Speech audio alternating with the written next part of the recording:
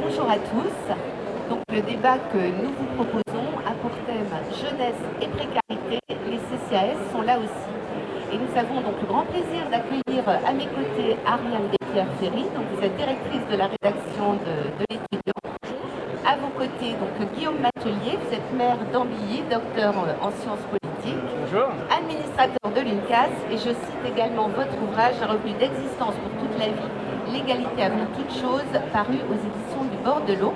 Et à vos côtés, donc Françoise de Sertine, donc vous êtes ancienne présidente de la Banque alimentaire de l'Isère et de la région Auvergne-Rhône-Alpes. Merci à tous les trois d'être participés à ce débat aujourd'hui. Et donc Ariane Despierre-Ferry, je me tourne vers vous pour vous demander quelle est un petit peu la situation aujourd'hui et puis comment ce sujet s'est-il imposé dans le débat public et quand, le sujet de la précarité étudiante. Alors on le sait, les étudiants par nature n'ont pas de revenus puisqu'ils sont étudiants et c'est vrai que ce sujet est arrivé dans le débat depuis le Covid et d'après les associations étudiantes, c'est pas à cause du Covid. En fait, le Covid a été un révélateur d'une situation qui était déjà compliquée et qui s'est accentuée aussi avec l'inflation. Et c'est vrai que l'inflation, elle touche au quotidien des Français, mais encore plus celui des jeunes qui ont des revenus par nature soit faibles, soit bénéficient d'aides. Et effectivement, quand on parle de logement, de transport, d'alimentation ou de biens du quotidien, tous ces biens-là ont augmenté, dépréciant le pouvoir d'achat des jeunes. Alors on peut regarder quelques chiffres que j'ai préparés. On a des estimations, parce qu'effectivement on ne peut pas qualifier si facilement que ça la pauvreté ou la précarité en tout cas. On sait qu'on aurait à peu près 1,3 million de Français entre 18 et 29 ans qui vivent sous le seuil de pauvreté. Si on s'intéresse plus spécifiquement aux étudiants, qui seraient 25%. Et on sait aussi que ce sont plutôt des jeunes femmes. Alors pourquoi des jeunes femmes? Parce que dans la population issue de milieux défavorisés, les femmes sont plus nombreuses à poursuivre les études que les garçons. Donc plus nombreux étudianteux en précarité dans cette catégorie. Ensuite vous avez les étudiants internationaux, on comprend bien pourquoi, et les étudiants qui habitent seuls. Parce que si on regarde les facteurs qui vont limiter la précarité, il y en a deux. Percevoir une bourse, et on peut élargir aux aides puisqu'on va en parler tout à l'heure, et habiter chez ses parents. Alors là c'est intéressant parce que on peut regarder peut-être la slide suivante s'il vous plaît. En quoi les jeunes sont précaires?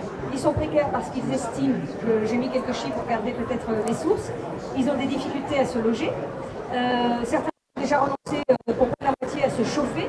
Il y a eu quelques calculs qui ont été faits qui montrent qu'après avoir payé l'ensemble de leurs frais fixes, pour la moitié d'entre eux, il leur reste 100 € par mois pour vivre. Ensuite, on en parlera, mais l'alimentation est un gros poste et c'est très important. Je laisserai Madame de Sertine développer, mais en fait, ils changent leurs habitudes. Ils ne peuvent pas se nourrir tel qu'ils le souhaitent. Leur alimentation est moins saine et équilibrée que celle de personnes qui ont plus de moyens. Et ensuite, il y a d'autres éléments qui sont importants. Renoncer à des soins pour les raisons financières, c'est quelque chose qui peut s'avérer assez grave. Il y en a presque 35%. Et ensuite, je regarde ici, ils sont un peu plus de la moitié aussi à se restreindre dans leurs activités culturelles et les loisirs, ce qui est quand même quelque chose qui est non négligeable. On peut poursuivre. Alors, il y a aussi les associations étudiantes, évidemment, elles évaluent le coût de la rentrée et le coût des études. Et effectivement, ces dernières années, eh bien, ça augmente. C'est-à-dire qu'on est plus 2,2% en 2025, c'était 2,8% en 2024. Et si on veut zoomer sur quelques éléments qui sont indispensables et incontournables pour les étudiants, vous avez les frais de matériel pédagogique plus 8%, et pour les jeunes femmes, les frais de menstruation c'est 30%, ce qui est quelque chose qui est évidemment incontournable et qui est majeur. Alors ensuite on peut évoquer aussi la partie aide et travail, parce qu'effectivement, comme je vous le disais, la composition du budget étudiant, mais à 41%, ce sont les aides des familles. Et on voit que ces dernières années, elles ont augmenté de 20% parce que les jeunes ont justement des frais qui ont explosé. On voit aussi qu'il y a les revenus d'activité, c'est 27%. Et si on veut regarder plus spécifiquement, vous avez presque la moitié des étudiants qui sont contraints de travailler durant leurs études, avec l'impact sur la réussite que cela peut avoir, dans une forme de précarité, puisqu'ils ne sont que 50% en CDI. Et ensuite, vous avez les aides publiques à 25%. Alors ça, c'est intéressant parce qu'elles ont augmenté et néanmoins, il y a moins de personnes qui bénéficient de bourses depuis l'année dernière. Et ça, je voulais le noter là, vous pourrez le lire. On a presque 40% de boursiers dans l'enseignement supérieur public. À l'échelle de l'ensemble des étudiants, c'est 35,8%. Et c'est la part la plus faible depuis 12 ans. Alors vous voyez, ça représente 662 000 étudiants boursiers. Il y a aussi les APL qu'il ne faut pas oublier, qui concernent presque 800 000 étudiants. Et je voulais juste ajouter quelque chose à propos des bourses, c'est qu'il y a eu une première réforme des bourses et on attend le volet 2. Mais vous connaissez la situation à la fois politique et budgétaire actuelle. Pour l'instant, pas de perspective de ce côté-là. Merci beaucoup Ariane Despierres-Ferry pour cette présentation qui donne à réfléchir sur l'ampleur de ce phénomène. Vous l'avez dit, l'alimentation est un poste important. Françoise de Certy, depuis quand les banques alimentaires se préoccupent-elles de cette précarité étudiante? On a le sentiment que c'est un phénomène assez récent, dont on ne parle que depuis peu en réalité, mais qui est bien présent depuis de longues années. Alors, on s'en préoccupe effectivement depuis toujours à travers nos associations et CCAS partenaires qui distribuaient une aide aux étudiants, mais on s'est aperçu effectivement suite au Covid, qui a été un véritable catalyseur pour les étudiants, mais également en population générale, ce qui crée des vases communicants avec les parents qui peuvent moins aider les jeunes lors d'études supérieures. Et donc, suite au Covid et à cette explosion de la demande d'aide alimentaire, y compris dans des couches de la société de classe moyenne, de travailleurs, on appelle les travailleurs pauvres, les banques alimentaires ont souhaité soutenir la mise en place de dispositifs de distribution directe, ce qui n'était pas du tout dans l'ADN des banques alimentaires il y a 40 ans à leur création. Mais qui est apparu comme une nécessité parce qu'on s'est aperçu que de plus en plus, soit de populations, soit de zones, étaient laissées à l'abandon, livrées à elles-mêmes. Et donc les étudiants faisaient partie de ces populations qui ne percevaient pas suffisamment une aide alimentaire de qualité, structurée, pour leur permettre de manger chaque jour et chaque repas à leur faim. Parce que pour nous, c'est une évidence, on n'y pense plus, c'est presque comme respirer. Mais pour une partie de la population en France, c'est très loin d'être une évidence. Et c'est un combat quotidien. Et quand on lutte tous les jours pour trouver à manger, c'est très compliqué de faire des études. Voilà. Pour faire des études, il faut arriver à se concentrer sur cet objet-là et ne pas avoir à batailler pour se nourrir correctement. Et on va passer la parole bien évidemment à Guillaume Matelier. Donc peut-être une question pour faire la transition. Quel message vous auriez envie d'adresser aux élus locaux? Alors les élus locaux, on sait bien qu'ils sont en grande difficulté budgétaire, un petit peu comme tout le monde, les banques alimentaires aussi, mais on a bien compris que les maires des communes qui souvent nous ont soutenus financièrement, aujourd'hui n'en ont plus les moyens. Donc on va s'adresser un peu différemment à eux, du fait en plus de la création du rayon qui est la marque de ces dispositifs de distribution directe. Par exemple, en mise à disposition de locaux de stockage tampons, pour pouvoir aller couvrir des populations. Donc, si on reste dans la population étudiante, par exemple des écoles d'infirmières qui sont détachées des centres universitaires, des centres d'apprentissage qui sont aussi détachés des grandes villes universitaires, mais qu'on souhaite adresser également. Et donc, ils peuvent nous aider en nous mettant à disposition des espaces en tampon pour pouvoir mieux approvisionner ces zones qui sont en général pas du tout couvertes. Voilà une proposition très concrète. Mais peut-être, Guillaume Matelier, je peux vous demander une réaction à la fois à ces deux prises de parole, ces chiffres qui sont terribles, et puis voilà, la banque alimentaire aussi qui s'investit de plus en plus parce que les étudiants ont faim aujourd'hui, dans une partie d'entre eux. Merci beaucoup déjà de votre invitation en tant qu'administrateur de l'UNCAS, mais aussi en tant qu'élu local et en tant que philosophe politique, parce qu'on peut avoir et on doit avoir un éclairage qui est un éclairage à différents niveaux. Moi, j'ai souvent l'habitude de dire que j'ai la tête dans les nuages et les mains dans le cambouis, c'est-à-dire qu'on doit absolument s'intéresser aux circonstances pratiques, à ce qui est le plus fondamental, mais aussi à réfléchir de manière théorique à mettre en œuvre des dispositifs. C'est affligeant quand on regarde le constat, c'est un constat qui est affligeant, d'autant plus que tout ce que l'on discute là ne correspond pas à des choix particuliers des étudiants. Ce sont des circonstances malheureuses qui sont posées. Quand on voit les 30% liés à l'augmentation des frais liés aux menstruations, j'ai bien l'impression qu'on n'a pas choisi. Hein. Donc c'est quelque chose que l'on subit de plein fouet. Et quand on doit justement trianguler sur la question budgétaire entre savoir si on doit prendre des protections et manger à sa faim, ça n'est non seulement pas un choix, mais ça devient une problématique qui va toucher le bien-être essentiel des étudiants au quotidien. Vous avez raison, la question de l'alimentation. Alors en plus de ça, ce n'est pas une question de quantité d'alimentation, mais aussi de qualité de l'alimentation pour se concentrer, pour être un étudiant performant. Et on sait par exemple qu'il y a des produits de substitution pour améliorer la performance.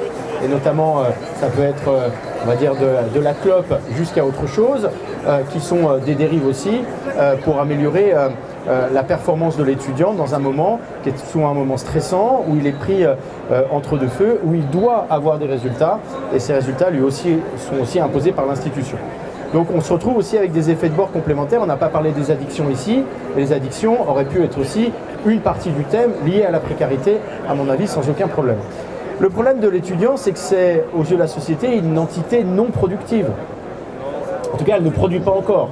Donc le fait de miser sur elle, d'investir pour elle, est au départ vraisemblablement essentiellement un coût public pour que ça redevienne une réussite publique par la suite et qu'on puisse faire de cet investissement eh bien, le moteur d'une économie qui fonctionne, de personnes qui sont bien formées et qui peuvent faire progresser le PIB de notre pays par exemple. Peut-être un point important sur la question, là c'est plus le philosophe politique, sur la précarité. Tout à l'heure, il y a eu une sorte d'ambiguïté entre précarité et pauvreté. Et j'aimerais juste peut-être faire un point là-dessus parce que ça peut nous permettre toutes et tous de réfléchir collectivement. Selon le philosophe Guillaume Leblanc, que j'aime bien reprendre, qui travaille par exemple sur la question de la vulnérabilité, la précarité c'est 3 conditions. C'est effectivement la pauvreté, mais c'est aussi la question de la marginalité et c'est aussi la question du mépris social. Comme moi j'essaye de l'identifier un peu de manière métaphorique, c'est comme si vous étiez un funambule sur un fil. Vous avez, à chaque fois que vous perdez une condition essentielle de votre existence, quelque chose qui fait de vous en fait une personne qui perd son équilibre. Au point que la précarité peut être presque absolue quand on multiplie ces 3 conditions-là et que donc ça peut devenir difficile. Souvent c'est une question de pauvreté, mais il y a aussi du mépris social. Par exemple sur le logement, sur les difficultés que l'on peut avoir, on peut avoir de la marginalité aussi. On peut se retrouver à l'écart très rapidement, notamment c'est toutes les questions autour de la santé mentale aujourd'hui des étudiants, autour de la prostitution aussi des jeunes femmes mais aussi des jeunes hommes aujourd'hui pour payer leurs études. Et toutes ces questions-là, elles doivent être prises d'une manière très générale. C'est-à-dire que le jeune, si on encore tentait qu'on arrive à déterminer ce qu'est un jeune, parce qu'on peut avoir plusieurs acceptions, doit être pris dans sa globalité. Le travail par exemple que l'on fait avec les missions locales, c'est d'essayer d'envisager le jeune dans sa globalité et d'essayer d'avoir une réflexion au-delà simplement de l'activité soit entrepreneuriale, soit économique, soit estudiantine, mais de regarder tout ce qui va toucher sa santé mentale, sa santé physique, la question de l'alimentation, mais aussi toutes les conditions, autres conditions d'existence qui peuvent se retrouver essentielles pour faire eh bien, une bonne carrière d'étudiant, parce que j'aime bien qu'on replace la question de l'étudiant comme étant une carrière. Hein, ce n'est pas un travail, mais on est dans une carrière, on progresse par rapport à ça.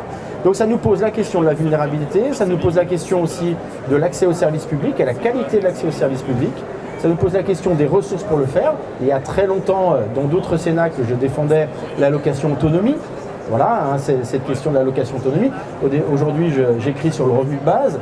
C'est aussi pour dire que ces jeunes devraient pouvoir faire leurs études au-delà des conditions sociales de leurs parents, au-delà des conditions sociales qui pourraient être amenées socio-économiques autour d'un travail obligatoire pour payer ses études, et donc de pouvoir faire ses études en toute autonomie, en toute intelligence, et surtout avec une réflexion qui dépasse simplement l'entrée dans la sphère économique par la suite, parce que l'objectif c'est pas de créer une armée de travailleurs, mais je l'espère en tout cas de créer une belle armée de citoyens, de gens qui soient à même d'avoir du recul critique, de l'esprit critique, et qui soient au-delà de forces productives.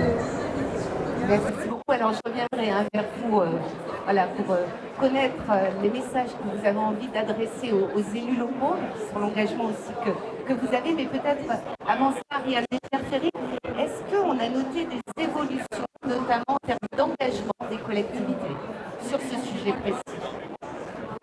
Alors, je pense que l'engagement en termes d'accompagnement des jeunes, et c'est ça aussi à mon avis qui est problématique, c'est que malgré de plus en plus de moyens, d'énergie, de dispositifs et de volonté pour aider les jeunes, la précarité continue à augmenter. Alors c'est vrai que localement, dans les territoires, ce qui est intéressant, c'est de voir que c'est multiforme ces aides, ces initiatives locales.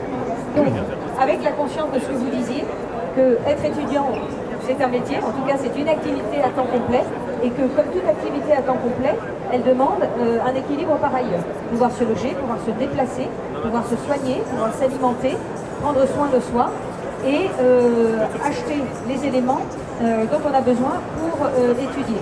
Ce qui veut dire que dans les collectivités locales, les territoires, les villes, les départements, les régions, l'ensemble des acteurs, les universités également, et les écoles privées, chacun cherche et déploie des aides de nature très différente. Donc ça peut être des aides directes où on va donner des bourses complémentaires, ça peut être des aides directes pour l'alimentation. On parlait de la précarité menstruelle, il y a de plus en plus de dispositifs aussi pour avoir des protections gratuites. Il y a aussi des centres de santé localement qui sont dédiés aux étudiants dans toutes les universités et accessibles à l'ensemble des étudiants où ils étudient. Les communes qui mettent en place des maisons de santé pour les étudiants. Et après, pour le logement, alors là, c'est quand même beaucoup plus compliqué. C'est-à-dire que dans certaines villes, il y a un encadrement des loyers, mais qui ne correspond pas aux moyens des étudiants. Il faut travailler pour y avoir accès, et c'est compliqué. Vous avez le Crous, mais évidemment, on sait qu'on n'a pas assez de place. Donc en fait, il peut y avoir aussi des aides, je dirais, pour trouver plutôt un logement que pour le financer au-delà des aides des APL et du Crous. Et ensuite, vous avez tout ce qui est pour le quotidien. Et là, je pense que les associations sont vraiment à saluer, qu'elles soient des associations étudiantes ou d'autres types d'associations. Et ces associations-là, elles sont financées aussi par l'État en majorité. Donc finalement, je dirais que les aides des pouvoirs publics, elles vont beaucoup plus loin que ce que l'on voit. Et j'avais noté un chiffre, on est près de 10 milliards quand même nos aides aux étudiants qui sont déployées si on additionne, si on cumule. Donc oui, localement, il y a de plus en plus d'aides. Que ce soit des communautés, des pouvoirs publics localement et des acteurs qui localement aident les étudiants. Mais manifestement, ça ne suffit pas encore. Merci beaucoup. Françoise de Sertine, j'ai également deux questions rapides, parce que je pense que les banques alimentaires, c'est peut-être une nouveauté, vous allez me dire, investissent aussi les villes où il y a des petits bassins d'étudiants. C'est le cas à Narbonne, donc ça c'est une nouveauté ou... Oui, on a une étude qui ouvre la semaine prochaine à Narbonne. Donc Narbonne, c'est 2500 étudiants en incluant les BTS, les apprentis, donc étudiants au sens très large. Et donc Narbonne, ça va être pour nous un test, après des ouvertures dans des villes universitaires comme Grenoble, Clermont-Ferrand, où c'est plus évident, si vous voulez, parce qu'il y a un très gros bassin d'étudiants. Narbonne, ça va être un test parce qu'il faut arriver à ce que les investissements publics, justement, soient à l'équilibre et à ce que, on va parler de services rendus à la collectivité, soient également présents sur un tout petit bassin comme ça. Mais je souhaitais revenir une seconde, si vous me permettez, sur ce qu'a dit Madame, et sur la méthode que déploient les banques alimentaires. En fait, on appuie toujours une nouvelle implantation sur une étude. C'est-à-dire qu'on n'arrive pas sur du sable. On sait très bien où on arrive. À Narbonne, on connaît le bassin parfaitement. Et on travaille avec l'ensemble de l'écosystème local. On est un acteur du territoire, on est tout à fait conscient de ça, et on rentre dans le réseau d'acteurs du territoire. Il nous arrive même parfois de l'animer sur certains aspects, sur notre domaine de compétence qui est l'alimentation. Voilà. Et ça me paraît absolument essentiel, parce que Madame a parlé d'une forme d'empilement des aides, s'il n'y a pas effectivement de coordination de ces acteurs, si ces acteurs ne se parlent pas et ne rendent pas leur action à la fois collective et commune, si vous voulez, on aura le sentiment, enfin en tout cas le citoyen, aura le sentiment qu'on dilapide de l'argent public. Voilà. C'était important, et effectivement. Ma deuxième question, Françoise de Sertine, de quelle manière vous travaillez avec les CCAS et en quoi est-ce important? Alors c'est extrêmement important pour nous parce que le CCAS est un acteur du territoire majeur, les communes, les CCAS. C'est le premier acteur qu'on va voir quand on arrive dans un territoire qui est considéré souvent, il y a eu des études du conseil départemental qui ont confirmé que cette zone était une zone à l'abandon. Je donnerai le terme, mais ça correspond à une réalité. Et donc les premiers acteurs qu'on va voir, ce sont les maires et les CCAS. Parce que eux connaissent leur territoire. Nous, on arrive, on a une boîte à outils, on a un savoir-faire, on est capable de distribuer une alimentation équilibrée de qualité, de faire le lien avec le tissu agricole local, d'amener également des boîtes à outils en termes de ce qu'on appelle dans notre jargon l'accompagnement social, mais qui couvre un spectre extrêmement grand. Ça va de l'atelier cuisine à l'atelier pédagogique pour expliquer un aliment, un légume d'hiver qui est peu connu, comment on peut le cuisiner, on peut le manger cru, on peut le manger cuit, etc. Toutes ces choses-là. Toute une pédagogie aussi autour de l'équilibre alimentaire et de la malbouffe, quoi, pour inciter les familles, et pas que les familles. Donc les étudiants sont quand même les reines et les princesses et les princes de l'alimentation ultra transformée.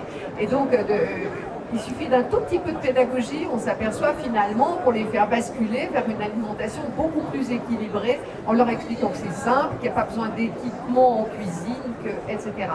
Mais aussi, on travaille avec des partenaires comme l'Association française contre les diabétiques, dans le domaine de la santé. On travaille avec des contrats locaux de santé également en relais sur des spécificités territoriales, toujours, voilà. Et puis, j'en ai parlé avec le réseau agricole dans le cadre des PAT, où dans certains départements, on est reconnu comme l'acteur en matière de lutte contre la précarité alimentaire, l'acteur coordinateur de l'ensemble des actions du PAT dans ce domaine-là. Voilà. Merci beaucoup. Alors, Guillaume Batelier, j'allais vous poser la question, quelles réponses peuvent apporter les élus locaux, et on voit qu'elles sont multiples. Ils peuvent agir sur le logement, sur l'alimentation. Est-ce qu'il a le maire, ou l'adjoint maire, a aussi ce rôle de coordonnateur sur le territoire entre tous les acteurs et toutes les actions? Je pense aujourd'hui que le maire devient effectivement le bon échelon, et à la limite peut-être même les agglomérations d'une certaine manière, parce que les questions d'agglomération sont aujourd'hui des questions qui permettent aussi d'affiner, d'avoir de meilleurs diagnostics et d'éviter aussi la concurrence entre les communes. Après, ça dépend de comment sont organisées les agglomérations. Et quand vous avez des agglomérations bien intégrées, en tout cas, c'est une force que vous pouvez avoir en complément. Mais si on reprend en tout cas la question des collectivités locales de manière générale, je pense que c'est le bon échelon. Pour autant, quand on commence à faire un contrat local de santé, par exemple, on commence à faire un travail qui n'était pas le nôtre. Et quand je dis ça, c'est-à-dire qu'on a des transferts de charges, notamment de l'État, un certain nombre de choses, et on n'a pas forcément l'argent qui l'accompagne. Alors au début, vous avez de l'argent, vous avez des appels à projets, vous montez des choses, vous avez des subventions, puis après elles disparaissent, comme souvent. Et donc les collectivités aujourd'hui doivent s'intéresser à la santé, doivent s'intéresser effectivement à la question de l'alimentation, mais là, à la limite, à travers les CCAS depuis très très longtemps, la question de la précarité, on a eu l'occasion de la gérer, de faire cela et de faire, je dirais, un passage d'un travail qui était plutôt un travail autour de la charité à un travail véritablement de solidarité aujourd'hui, comme le font les CCAS. Mais pour autant, il y a plein de nouvelles missions que l'on met en place qui sont demandées par la population, et notamment sur les territoires étudiants par les étudiants, qui n'étaient pas notre travail de départ. Donc il y a une énorme attente des collectivités locales qu'elles sont prêtes à prendre, mais pas forcément avec les ressources qui les accompagnent. C'est en ça que le discours politiquement correct nous remettrait en place de dire nous sommes les bons coordonnateurs. C'est-à-dire que nous pouvons coordonner les missions, nous pouvons faire des choses, mais pas à la place d'eux. Et c'est surtout le réseau de partenaires qui fera la différence, c'est-à-dire les associations qui sont sur place, celles qui ont de la valeur ajoutée sur un certain nombre de domaines. C'est le cas des banques alimentaires, c'est des fois des épiceries sociales, notamment de proximité, qui sont aussi gérées par des associations. Mais c'est aussi le cas de nos services publics. C'est-à-dire que quand on parle du logement, soit ce sont des services publics, soit en tout cas ce sont des bailleurs sociaux avec lesquels on travaille, où on va spécifier par exemple l'entrée dans le logement d'une manière un peu particulière. Et je dis ça pour une raison simple, c'est qu'on n'est pas toujours sur des territoires assez étudiants pour que le Crous arrive et dise ça va être comme ça. Donc nous par exemple, dans le territoire dans lequel je suis, on travaille avec les bailleurs sociaux. C'est pas le Crous qui va arriver, on n'a pas assez d'étudiants, on n'est pas sur la masse critique, etc., etc. Donc ça va demander beaucoup d'efforts. L'objectif pour une entité locale, pour une collectivité locale, c'est d'arriver avec l'État, si l'État n'est pas vacant dans ces questions-là, de réduire tout ce qui correspond aux frais de structure. Quand je dis frais de structure, pour l'étudiant, c'est la structure budgétaire. Et ça correspond en tout cas pour moi, dans mon jargon, plutôt à ce que je disais tout à l'heure, les conditions essentielles d'existence. Comment on réduit le coût de la nourriture sans en abaisser la qualité. Et là, je fais un petit clin d'œil parce que je vois le stand de la FNSEA. Il peut y avoir des convergences des luttes. Ça pourrait être intéressant que ces grands syndicats, les agriculteurs, s'intéressent aussi à ceux qui, dans la société française, souffrent de cette précarité-là et qui est davantage d'accord, notamment entre l'agriculture locale, l'agriculture urbaine, et peut-être ceux qui sont sur place. Alors je sais qu'ils le font peut-être avec certaines associations, mais ce n'est pas toujours le cas sur tous les territoires. Je vois de l'autre côté qu'il y a le McDo. Je ne vais pas faire de pub pour le McDo, mais effectivement, les produits ultra transformés, ils sont là-bas. Et on se rend compte de quelque chose. Alors, McDo, Burger King, ça, il paraît qu'il faut en citer plusieurs quand on est à la télé. Alors, je vais le faire pareil ici. Mais les produits ultra transformés sont pas garants de la bonne santé de l'étudiant, mais aussi, au niveau budgétaire, contrairement à ce qu'on pense, sont très chers. Voilà. Donc, il faut aussi faire comprendre qu'au niveau structurel, eh bien, ça pose quelques questions au-delà de l'apport nutritif. Donc, il faut que derrière, on réfléchisse aux conditions essentielles d'existence et que toutes les politiques publiques soient mises en œuvre dans ce sens-là. C'est ce que j'ai installé dans mon agglomération comme étant ce que je nomme le réflexe étudiant. C'est-à-dire que dans chacune des politiques publiques que nous mettons en place, nous devons avoir un réflexe étudiant. Quand on parle de mobilité, quel prix étudiant? Quand on parle de commerce, je suis aussi élu au commerce, quels sont les prix qui peuvent être faits pour les étudiants? Quand on parle logement, comment la maison de l'habitat est capable d'orienter aujourd'hui une catégorie spéciale qu'est l'étudiant, qui n'était pas avant prise en compte dans nos politiques publiques, en tout cas dans le bassin où je suis. Et à chaque fois, c'est une question de solidarité. Et puis, je terminerai là-dessus. En fait, il faudrait qu'au niveau de l'État et de tout ce que l'on représente au niveau public, on se dise une fois pour toutes aujourd'hui que nous devons investir socialement pour la jeunesse. Je reprends cette notion d'investissement social de Bruno Palier, politologue, qui parle justement de l'investissement social comme étant une projection vers l'avenir, et ça fait la boucle avec ce que je disais tout à l'heure. Une entité non productive aujourd'hui en apparence devient demain une entité productive sur le plan social, économique, écologique, et en tout cas pour le bien-être et l'équilibre de notre pays, et donc on le sait, pour assurer la paix sociale pour l'avenir. Merci beaucoup Guillaume Atelier. Vous souhaitez réagir Je rebondis juste sur ce que vous venez de dire sur le fait que je crois que ça ne fonctionne pas. Pardon. Sur le fait que les étudiants sont des entités non productives aujourd'hui. Je dirais oui et non, parce qu'on a vu qu'il y en a presque la moitié qui travaillent. Ils consomment sur leur territoire. Ils sont actifs et engagés dans beaucoup d'associations au sein de leurs établissements, mais parfois dans la commune où ils vivent. Donc je dirais qu'ils sont à moitié productifs en fait. Et ils sont productifs aussi en matière d'engagement, je dirais, d'une manière un peu plus large. Il y a des associations qui ne sont pas productives ou qui ne sont pas directement productives, mais qui ont un intérêt culturel, sportif, politique aussi, pour le territoire dans lequel ils vivent. Et puis, au sujet de l'alimentation, je voulais aussi dire quelque chose, c'est que au-delà de la malbouffe, quand on est jeune et qu'on s'installe seul, en fait, on est en train d'apprendre à vivre seul aussi. Donc, quand on a du mal à se loger, à se chauffer, à se nourrir, je me demande aussi ce qu'on prépare comme vie d'adulte pour demain, quand on n'a pas une vie équilibrée de ce point de vue-là. Absolument. Il nous reste 1 minute, le temps file très vite, mais Françoise de Sertine, peut-être une réaction sur ce qui vient travail qui est peut-être déjà mené par les banques alimentaires avec les agriculteurs notamment? Oui, en tout cas dans le département que j'ai présidé, dans la région que j'ai présidée aussi, on a un lien extrêmement fort avec les agriculteurs.